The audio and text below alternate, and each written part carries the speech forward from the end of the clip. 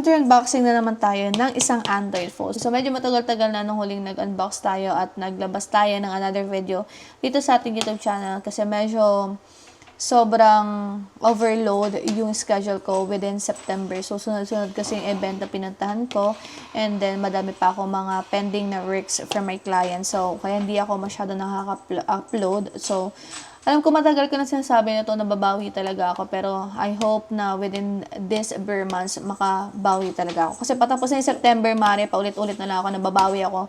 Kaka-unbox ng mga Android phone natin, ng iPhone. Pero hindi ko pa rin talaga siya magawa. Pero sana talaga tuloy-tuloy na itong pag-upload natin.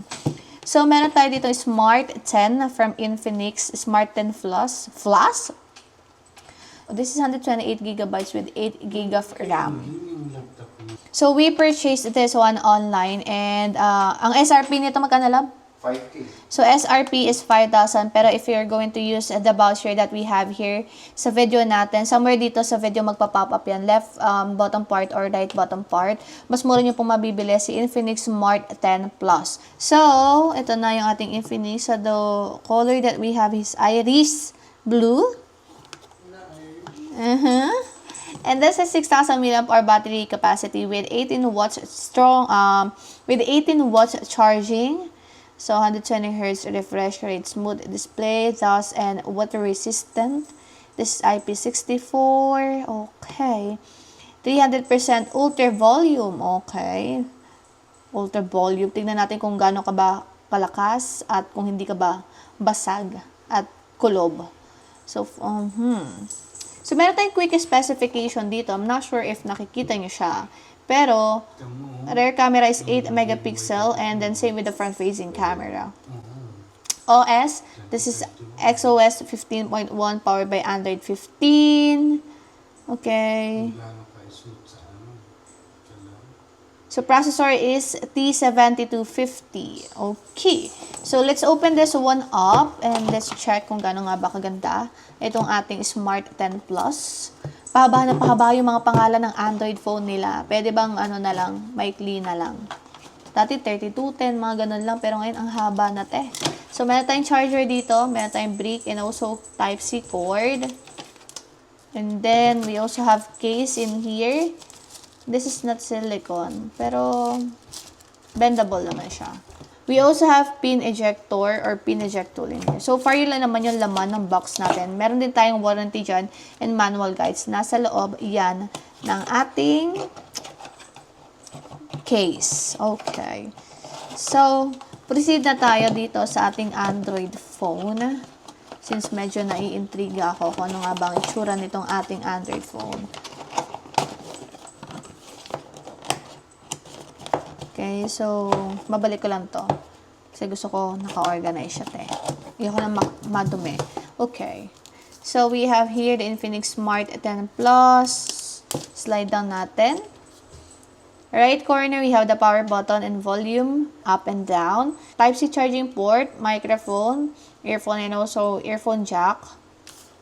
Okay. Mutik pang mahulog. So, meron tayong SIM slot in here. SIM tray, and then another speaker. So this is, I'm not sure if this is a punch hole or a notch display. So later on natin yan makikita. Let's check the camera module and the design of this Android phone. Oh, okay. So we have here Infinix brand.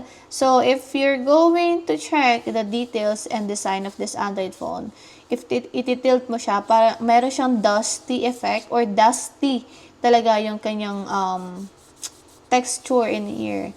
So, matte finish siya na merong pang glittery effect. Okay.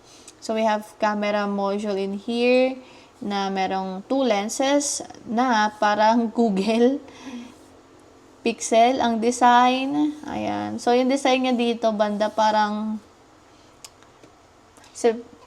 similarity na dito sa ating iPhone 17 Pro Max. So, ayan lang naman. Okay. So, setup ko na to mga sismores and then check natin mga features niya. Balikan ko kayo. Pasarap ang po, nakakali. Si Dada. So, ito na yung ating Infinix Smart 10 Plus. So, quick specification ng tayo. So, ayan. Ayan, ayan. Though, nakita nyo naman na yung quick specification niya sa box. So, ayan. More explore siguro natin to sa ating full review and also camera review. Pero, papya na rin tayo sa camera. Yung pag walang ano. Ayan. So, time check. It's already 1 a.m. Okay. So, okay naman yung camera niya. Mas makikita siguro natin to pag nasa outdoor tayo. So far, yun lang naman yung quick unboxing natin with this Infinix Smart 10 Plus. So, once again, mga sis-smarts, if you want to purchase this one, just click the yellow basket somewhere here. Sa video natin, mas mura nyo na po mabibili si Smart 10 Plus. So, my name is Maring Ana. Don't forget to follow me also on my TikTok account, _Malone. So, see you ulit sa ating next na vlog. Bye, yours.